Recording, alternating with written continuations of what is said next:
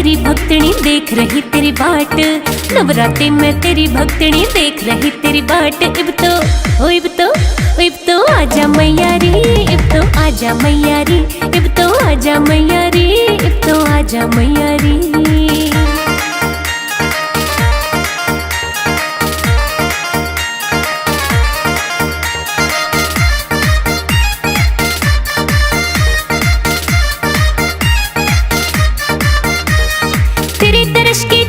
छोटे सारे काम जरूरी, तेरे खातिर तैयार करे मन छोले हलवा पूरी।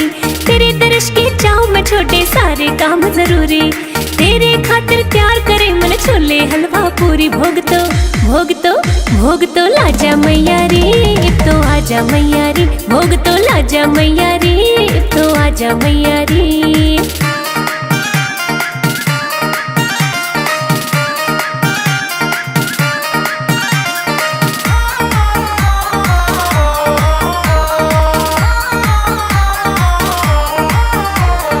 तेरे स्वागत खातिर मामन प्यार ते पलक बिछाई, घूमन गई बाजार प्यार ते लाल चुनरी लाई। तेरे स्वागत खातिर मामन प्यार ते पलक बिछाई, घूमन गई बाजार प्यार ते लाल चुनरी लाई। ओढ़ दिखा जा मैया रे, इब तो आजा मैया रे, ओढ़ के दिखा जा मैया रे, इब तो आजा मैया रे।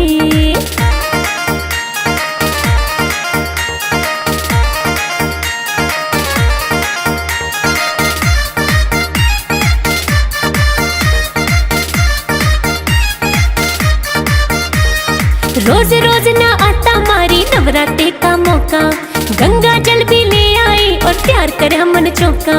रोज रोज ना आता मारी नवरात्रि का मौका, गंगा जल भी ले आई और प्यार करे हमन चौका।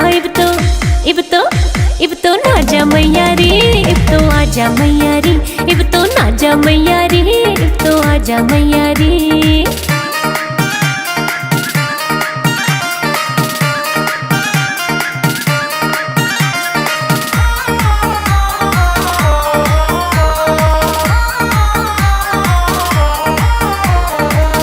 दर्शन करता माँ कोई अच्छी किस्मत आना, तू तो जाने तेरी भक्तनी रोज रटे तेरी माला।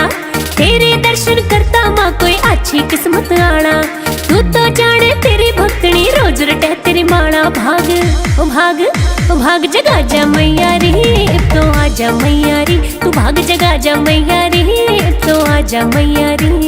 नवरात्रि में तेरी भक्तनी देख रही तेरी बाट, नवरात्रि में तेरी भक्तनी देख रही तेरी बाट।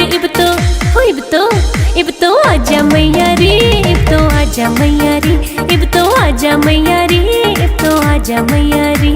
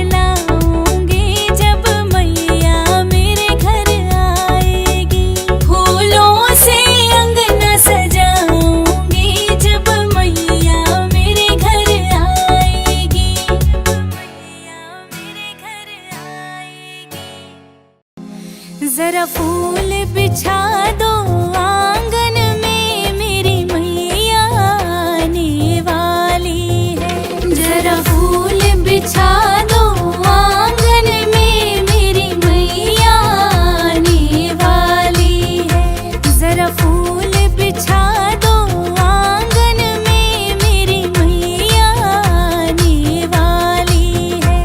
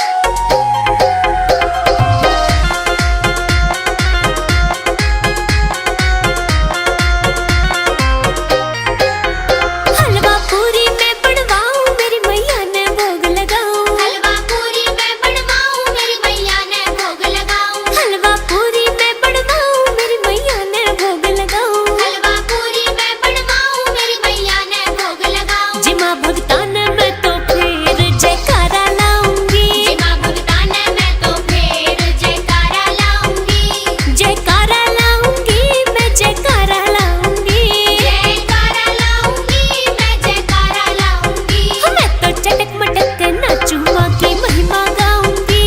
मैं तो चटक मटक के नाचूं माँ की महिमा गाऊंगी।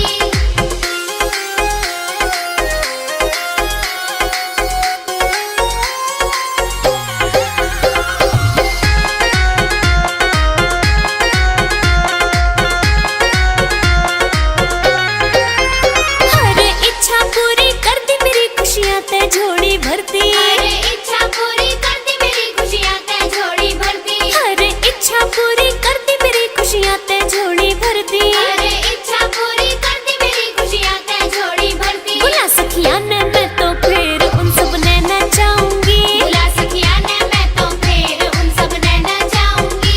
उन सब ने नचाऊंगी। उन सब ने नचाऊंगी। उन सब ने नचाऊंगी। उन सब ने नचाऊंगी। मैं तो चटक मटक के नाचूं माँ की महिमा गाऊंगी। मैं तो चटक मटक के नाचूं माँ की महिमा गाऊंगी।